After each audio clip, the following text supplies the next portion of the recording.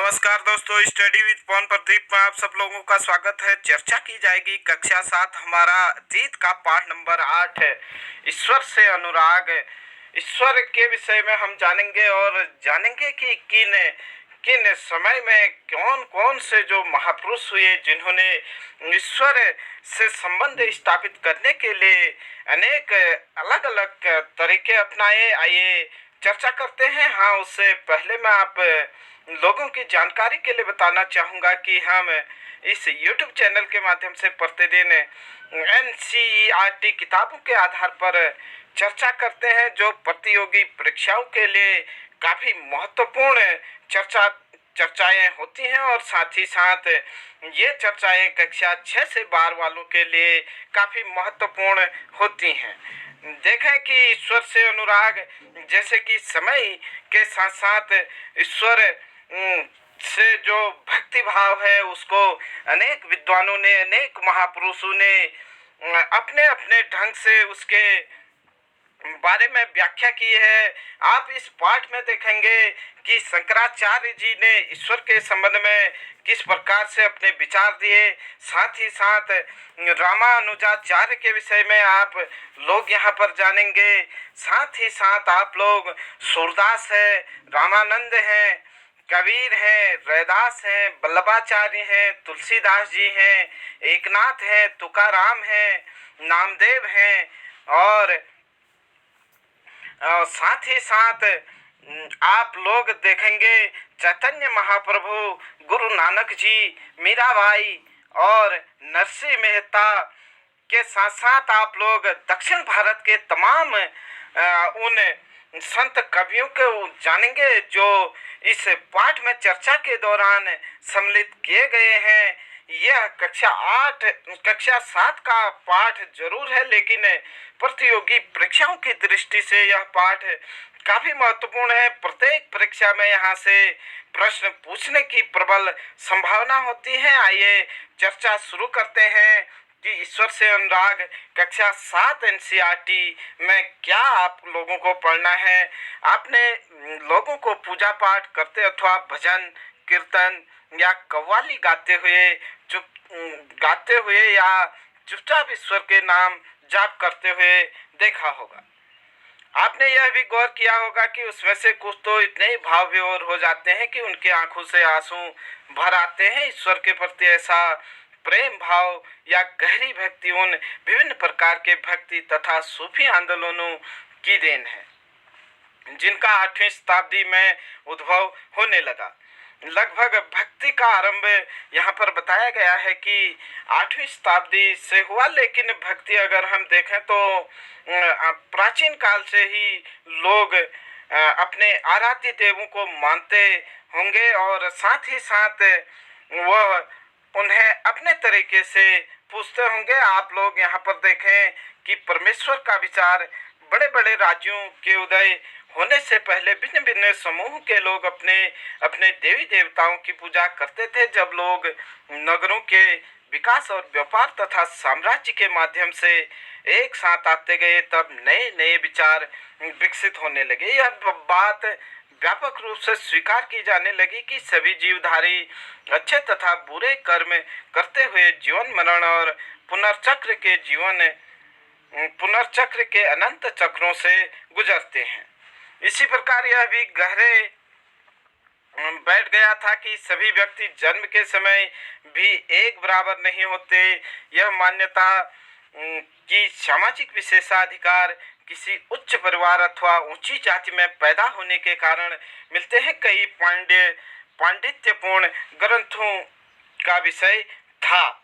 लोगों के मन में विचार बैठ गए थे। यहाँ पर समझाने का प्रयास किया गया है कि लोग क्या करते हैं, अच्छे और बुरे कर्म करते हैं और उसी के परिणाम स्वरूप वह जीवन और मरण के पुनर्चक्र में गुजरते रहते हैं और यह सब उनके कर्मों के आधार पर होता है।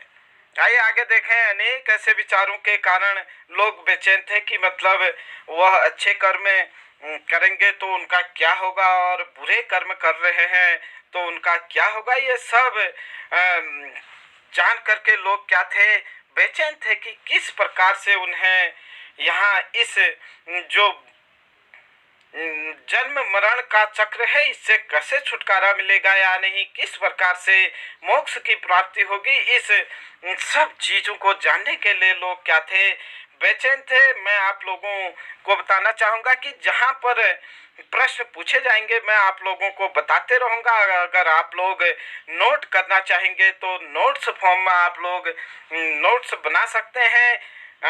जब लोग बेचैन थे तो उसी समय बुद्ध और जैनों के उपदेश की ओर उन्मुख हुए, उसके जिनके अनुसार व्यक्तिगत प्रयासों से सामाजिक अंतरों को दूर किया जा सकता है और पुनर्जन्म के चक्र से छुटकारा पाया जा सकता है। इसी समय बुद्ध और जैन धर्म के महावीर स्वामी ने अपने उपदेश दिए और लोग उनकी तरह आकर्षित होने लगे और उन्होंने लोगों को समझाया कि किस तरीके से पुनर्जन्म के चक्र से छुटकारा पाया जा सकता है। जैसे कि आप लोग जानते होंगे बुद्ध और महात्मा बुद्ध और महावीर स्वामी दोनों ही क्षत्रिय कुल में जन्मे थे, लेकिन उन्होंने लोगों की पीड़ा को समझा और लोगों के दुख दर्द का निवारण करने के लिए उपाय सुझाए और उन्होंने जगह जगह पर अपने उपदेश देकर लोगों को समझाने का प्रयास किया। और साथ ही साथ बुद्ध और जो महावीर स्वामी था इनका मूल विचार था कि लोगों के दुखों को कैसे उनके दुखों में हम सहारा बन सकते हैं और उनके दुखों का निपटारा कैसे किया जा सकता है। कुछ अन्य लोग परमेश्वर संबंधी इस विचार से आकर्षित हुए, यदि मनुष्य भक्ति भाव से परमेश्वर की शरण में जाए तो परमेश्वर व्यक्ति को इस बंधन से मुक्त कर सकता है। कुछ लोगों का मानना था कि अगर लोग ईश्वर या नहीं परमेश्वर की शरण में भक्ति भाव से जाए तो ईश्वर क्या करेंगे कि हमें इस जन्म मरण के चक्र से छुटकारा दे देंगे। श्रीमद् भगवत गीता में व्यक्त यह विचार सामान्य सन ईस्वी सन की प्रारंभिक शताब्दियों में लोकप्रिय हो गया। विशद धार्मिक अनुष्ठानों के माध्यम से शिव विष्णु तथा दुर्गा को ब्रह्म देवी देवताओं के रूप में पूजा जाने लगा। भगवत गीता में लोगों को बताया गया था कि किस तरीके से वह जन्म मरण के जो चक्र है उससे छुटकारा पाया जा सकता है। और यह विचार ईस्वी या नहीं ईसा मसीह के जन्म के आरंभ में ही प्रचलित हो चुका था और लोग विभिन्न अनुष्ठानों के माध्यम से क्या करने लगे, शिव और विष्णु या दुर्गा देवी देवताओं की पूजा करने लगे और साथ ही साथ भिन्न भिन्न क्षेत्रों में पूजे जाने वाले देवी देवताओं को शिव विष्णु या दुर्गा के रूप में माना जाने लगा। इसी प्रक्रिया में स्थानीय मिथक तथा जिससे कहानियां पौराणिक कथाओं के अंग बन गए। पुराणों में पूजा की जिन पद्धतियों की अनुशंसा की गई थी उन्हें स्थानीय पंथों में भी अपनाया जाने लगा। आगे चलकर पुराणों में भी इस बात का उल्लेख किया गया कि भक्त भले ही किसी भी जाति पाति का हो वह सच्ची भक्ति से ईश्वर की कृपा प्राप्त कर सकता है। पुराणों में भी बताया गया कि अगर कोई भी व्यक्ति सच्चे भाव से अगर भगवान या नहीं ईश्वर की पूजा करता है तो वह इस जन्म मरण के बंधन से छुटकारा पा सकता है। और व्यक्ति की इस विचारधारा इतनी अधिक लोकप्रिय हो गई कि बौद्ध और जैन मतावलंबियों ने भी इन विश्वासों को अपना लिया। यहाँ पर आप देख पा रहे होंगे कि भगवत गीता की किसी दक्षिण भारतीय पांडुलिपियों से यह एक पृष्ठ लिया गया है। आप लोग जैसे कि यहाँ पर देख पा रहे होंगे। आइए देखें दक्षिण भारत का एक नया प्रकार नैनार और अलवार। नैनार मतलब शिव के उपासक लोगों को नैनार कहा जाता था, जबकि अलवार जो भगवान विष्णु की पूजा करते थे उन्हें अलवार कहा जाता था। अब आप लोगों को बार बार प्रश्न पूछे जाते हैं कि नैनार संत किसकी पूजा करते थे या नैनारों का संबंध किससे है। जो लोग शिव की पूजा करते थे उन्हें नैनार कहा जाता है। अब आप लोग कैसे याद रखेंगे कि नयन मतलब त्रिनेत्रधारी कौन है? शिव है। कहते हैं ना कि जब शिव को अत्यधिक क्रोध आता है तो वह अपनी तीसरी आंख खोल लेते हैं, मतलब अपना तीसरा नेत्र खोल लेते हैं। तो नयन से आप लोग याद रख लेंगे कि शिव, और अलवार अपने आप क्या हो जाएगा? विष्णु भक्तों को क्या कहते हैं? अलवार संत कहते हैं। शायद आप लोग इसे समझ पाए होंगे। परीक्षाओं में काफी बार पूछा जाता है कि अलवार संत किसके उपासक थे या नैनार संत किसके उपासक थे। नैनार मतलब शिव, नेत्रधारी मतलब शिव। ऐसे आप लोग याद करने का एक तरीका है यह, क्योंकि बार बार प्रतियोगी परीक्षाओं में यहाँ से प्रश्न पूछे जाते हैं। 7वीं से 9वीं शताब्दी के बीच कुछ नए धार्मिक आंदोलनों का प्रादुर्भाव हुआ। इन आंदोलनों का नेतृत्व नैनारों या नहीं शैव संतों और अलवारों या नहीं वैष्णव संतों ने किया। ये संत सभी जातियों के थे, जिसमें पुलैया और पनार जैसी अस्पृश्य समझी जाने वाली जातियों के लोग भी शामिल थे। वे बौद्धों और जैनों के कटु आलोचक थे और शिव तथा विष्णु के प्रति सच्चे प्रेम को मुक्ति का मार्ग बताते थे। इन संतों में जो भी लोग थे वह सभी जातियों से थे। अनेक ऐसे लोग थे जो मतलब अनेक समाजों से, अनेक जातियों से आते थे और इन संतों की श्रेणी में शामिल थे। उन्होंने संगम साहित्य, तमिल साहित्य की प्राचीनतम उदाहरण और सामान्य सन यानी ईस्वी सन की प्रारंभिक शताब्दियों में रचित में समाहित प्यार को, शूरवीरता के आदर्शों को अपना कर भक्ति के मूल्यों में उनका समावेश किया। संगम साहित्य जो दक्षिण भारत में अनेक कवि होते थे, उनके जो लेख लिखे गए हैं, अनेक राजाओं के काल में क्या होता था कि अनेक जो कवि होते थे उन्हें बुलाया जाता था और उनका जो भी साहित्य होता था वो लोग वहाँ पर अपनी बात रखते थे और एक साथ पर इकट्ठा होते थे। संगम साहित्य तमिल या नहीं जो दक्षिण भारत का साहित्य है उसे कहा जाता है। और नैनार और अलवार घुमक्कड़ साधु संत थे। आप लोगों से सीधे सीधे प्रश्न पूछा जा सकता है या कथन में दे दिया जा सकता है कि निम्न में से कौन सा कथन सही है? नैनार और अलवार घुमक्कड़ साधु संत थे। ये अगर एक ऑप्शन में होगा तो ये आप लोगों का आंसर हो सकता है। इस तरीके से प्रश्न पूछे जा सकते हैं। वे जिस किसी स्थान या गांव में जाते थे वहां के स्थानीय देवी देवताओं की प्रशंसा में सुंदर कविताएं रचकर उन्हें संगीतबद्ध कर दिया करते थे। प्रश्न यह भी पूछा जा सकता है कि कौन से संत कवि जब स्थानीय देवी देवताओं की प्रशंसा में सुंदर कविताएं रचते थे, वो कौन से कवि थे? वो थे नैनार और अलवार संत। आइए देखें, आगे चर्चा करते हैं। जैसे कि आप लोग देखें कि नैनार कौन है? भगवान शिव को मानने वाले क्या हैं? नैनार हैं। उसके विपरीत अलवार कौन है? जो भगवान विष्णु को मानते हैं वो अलवार हैं। नैनार संतों की संख्या भी पूछी जाती है। नैनार संतों की संख्या 63 है, जबकि अलवार संतों की संख्या 12 है। कई बार परीक्षाओं में ये प्रश्न पूछे जाते हैं। ये चर्चा हमारी 2022-23 के आधार पर हो रही है और शिक्षा सत्र 2022-23 में ये यहाँ पर दिया गया है नैनार और अलवार। कुल मिलाकर 63 नैनार ऐसे थे जो कुम्हार, अस्पृश्य, कामगार, किसान, शिकारी, सैनिक, ब्राह्मण और मुखिया जैसे अनेक जातियों में पैदा हुए थे। प्रश्न पूछा जाता है कि नैनार संतों की संख्या कितनी थी?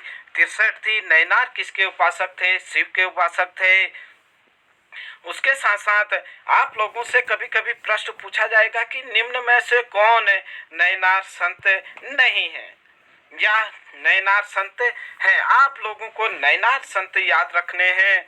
अपार है, समंदर है, सुंदरार है और मणिक सागर, ये प्रमुख क्या थे? नैनार संत थे। आप लोग अगर नैनारों के विषय में याद रख लेते हैं तो अपने आप ही आप लोग समझ जाएंगे कि दूसरे ओर जो है वो कौन है? अलवार है। अब नैनार संतों के नाम कैसे आप लोगों को याद रखने हैं? आप लोगों को याद रखना है कि अपार समंदर, अपार समंदर सुंदर मणि, अपार समंदर सुंदर मणि। दो तीन बार अगर आप कहेंगे कि अपार समंदर सुंदर मणि तो आप लोगों को जो नैनार संत हैं उनके नाम याद हो जाएंगे। अपार से अपार, समंदर से समंदर और सुंदर से सुंदरार, मणि से मणिको सागर, ये कौन थे? नैनार संत थे। आशा करता हूँ कि आप लोग नैनार संतों के विषय में जान चुके होंगे और साथ ही साथ आप लोग देखें कि इनके जो गीतों के संकलन थे वो थे तेवरम और तिरुवाचकम। साथ ही साथ आप लोग अगर नैनार संतों को दूसरी ओर से याद रखना चाहते हैं तो आप लोग इस तरीके से भी देख सकते हैं, जैसे कि आप लोग यहाँ पर अलवार संत संख्या बार थे। अलवार संत संख्या में कितने थे? बार थे। जो चीज हम पहले ही बता चुके हैं वो भिन्न भिन्न प्रकार की पृष्ठभूमि से आए थे। उनमें सर्वाधिक प्रसिद्ध थे पेरी अलवार, उनकी पुत्री आंडाल और तोडर डीपो अलवार और नम अलवार।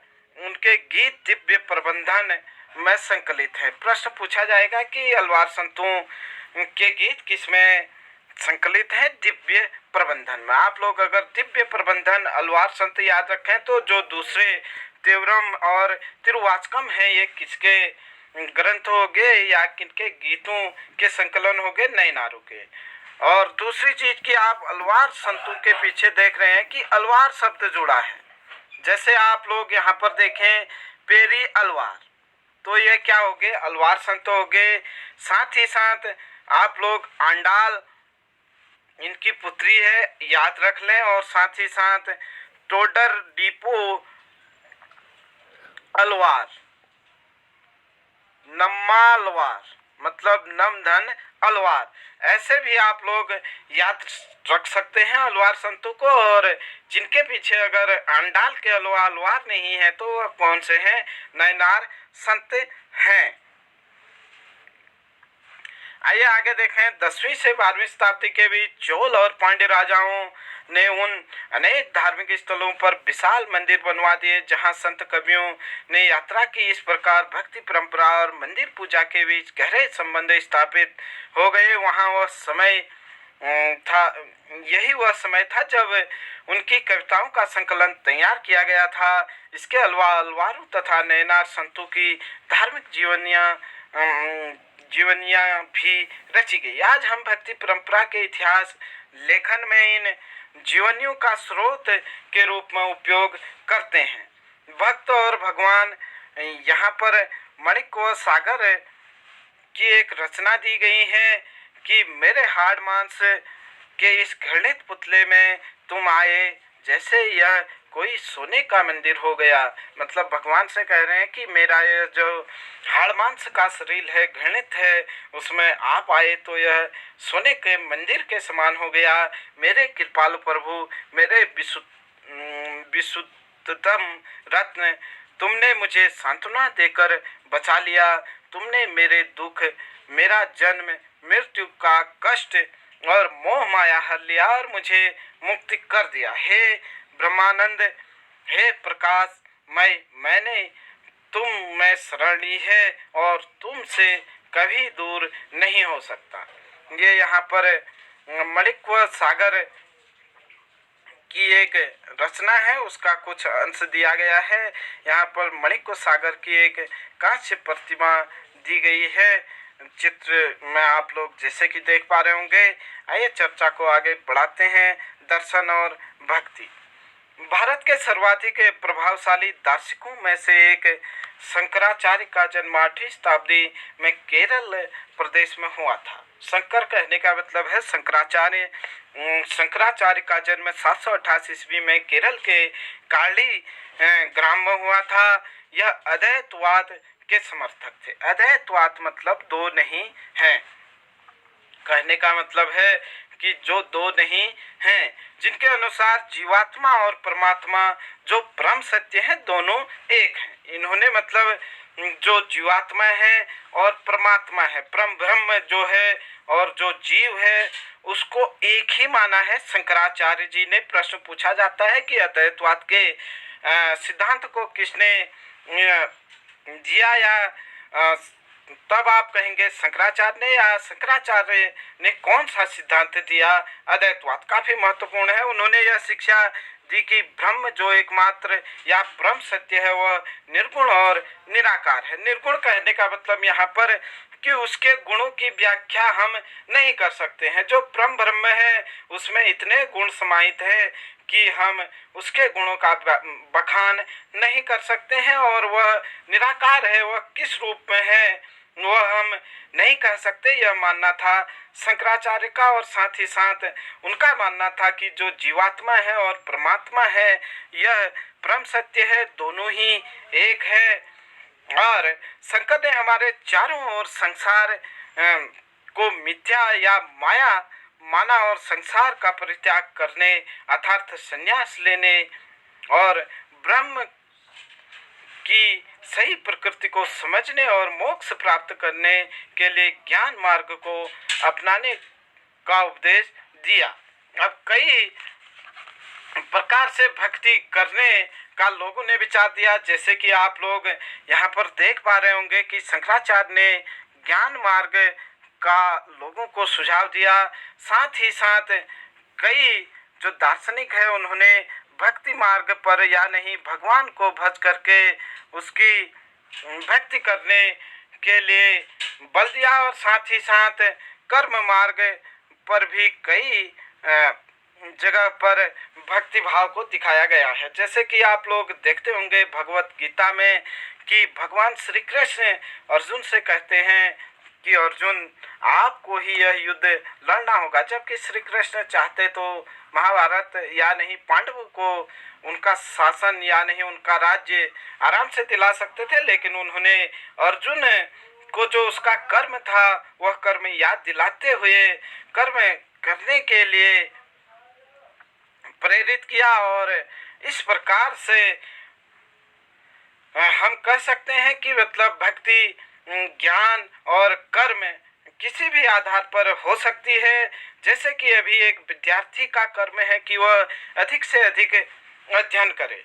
अगर वह अध्ययन करेगा तो निश्चित तौर से आने वाले समय में वह सफल हो जाएगा, और निश्चित तौर पर उसके लिए जो यह संसार है वह काफी आसान से वह यहाँ पर अपना जीवन यापन कर सकता है। रामानुज 11वीं शताब्दी में तमिलनाडु में पैदा हुए। प्रश्न पूछा जाएगा कि रामानुज कहाँ पैदा हुए थे। वे विष्णु भक्त अलवार संतों से बहुत प्रभावित थे। प्रश्न पूछा जाएगा कि रामानुज किनसे प्रभावित थे। अलवार संतों से प्रभावित थे। उनके अनुसार मोक्ष प्राप्त करने का उपाय विष्णु के प्रति अनन्य भाव भक्ति रखना है। आप देखिए जहाँ शंकराचार्य ने ज्ञान मार्ग को अपनाया और सन्यासी जीवन सन्यास लिया और मोह और माया को क्या माना, मिथक माना, वहीं जो रामानुजाचार्य हैं उन्होंने भगवान विष्णु को अपना क्या माना, आराध्य देव माना और मोक्ष प्राप्त करने का एक साधन माना। अनेक मत हो सकते हैं भगवान को किस तरीके से आप लोग मानते हैं, वह अपना विचार हो सकता है। जैसे कि आप लोग यहाँ पर देख रहे हैं भगवान विष्णु की कृपा दृष्टि से रामानुजाचार्य कहते हैं कि भगवान विष्णु की कृपा दृष्टि से भक्त उनके साथ एकाकार होने का परमानंद प्राप्त कर सकता है। रामानुजाचार्य ने विशिष्टाद्वैत के सिद्धांत को प्रतिपादित किया। प्रश्न पूछा जाएगा कि विशिष्टाद्वैत का प्रतिपादन किसने किया। विशिष्टाद्वैत का प्रतिपादन रामानुजाचार्य ने किया। या रामानुजाचार्य ने कौन सा सिद्धांत दिया, ये भी प्रश्न पूछा जा सकता है, जिसके अनुसार आत्मा परमात्मा से जुड़ने के बाद भी अपनी अलग सत्ता बनाए रखती है। जहाँ शंकराचार्य जी का मानना था कि आत्मा और परमात्मा क्या है, एक ही है, वही रामानुजाचार्य जी का मानना था कि आत्मा परमात्मा से जुड़ने के बाद भी अलग सत्ता बनाई रखती है। रामानुजाचार्य के सिद्धांत ने भक्ति की नई धारा को बहुत प्रेरित किया, जो पूर्ववर्ती काल में उत्तरी भारत में विकसित हुई। प्रश्न पूछा जाता है कि दक्षिण भारत से उत्तर भारत में भक्ति का प्रसार करने में मुख्य श्रेय किसका है, तो वह रामानुजाचार्य हैं, जिन्होंने दक्षिण भारत से उत्तर भारत की ओर क्या किया, भक्ति का प्रसार किया। उसके बाद देखें बसवना और वीर शैववाद। हमने पहले पढ़ा कि तमिल भक्ति आंदोलन और मंदिर पूजा के बीच क्या संबंध थे। इसके परिणाम स्वरूप जो प्रतिक्रिया हुई वह बसवना और अल्लमा प्रभु और अक्कमहा देवी जैसे अनेक उसके साथियों द्वारा प्रारंभ किए गए वीर शैव आंदोलन में स्पष्ट दिखाई देती है। यह आंदोलन 12वीं शताब्दी के मध्य कर्नाटक में प्रारंभ हुआ। प्रश्न पूछा जा सकता है कि वीर शैववाद का प्रारंभ कहाँ हुआ। वीर शैववाद का प्रारंभ कर्नाटक में हुआ। इसके प्रमुख संत कौन थे, आप लोगों से यह भी प्रश्न पूछा जा सकता है। अल्लमा प्रभु, अक्कमा महादेवी और बसवना क्या थे, वीर शैववाद के प्रमुख संत थे। वीर शैव ने सभी व्यक्तियों को समानता के पक्ष में और जाति तथा नारी के प्रति व्यवहार के बारे में ब्राह्मणवादी विचारधारा के विरुद्ध अपने प्रबल तर्क प्रस्तुत किए। इसके अलावा वे सभी प्रकार के कर्मकांडों और मूर्ति पूजा के क्या थे, विरोधी थे। आइए देखें आगे चर्चा को बढ़ाते हैं। वीर शैव के वचन यहाँ पर दिए गए हैं कि नीचे कुछ वचन या कथन दिए गए हैं जो बसवना ने बताए जाते हैं। बसवना के बताए जाते हैं, धनवान लोग शिव के मंदिर बनाते हैं, मैं एक गरीब आदमी हूँ, क्या करूँगा। मेरी टांगे खंबे हैं, शरीर तीर्थ मंदिर है, सिर उसकी छतरी है जो सोने की बनी हुई है। जरा सुनो नदी संगम के प्रभु, खड़ी हुई चीज कभी गिर जाएगी लेकिन चलने वाली चीज सदा चलती रहेगी। इस प्रकार के विचार थे बसवना के कि वह कह रहे हैं कि मैं गरीब हूँ, बड़े बड़े मंदिर नहीं बना सकता हूँ, लेकिन मैं अपने शरीर को ही क्या मानता हूँ, एक मंदिर मानता हूँ जिसमें कि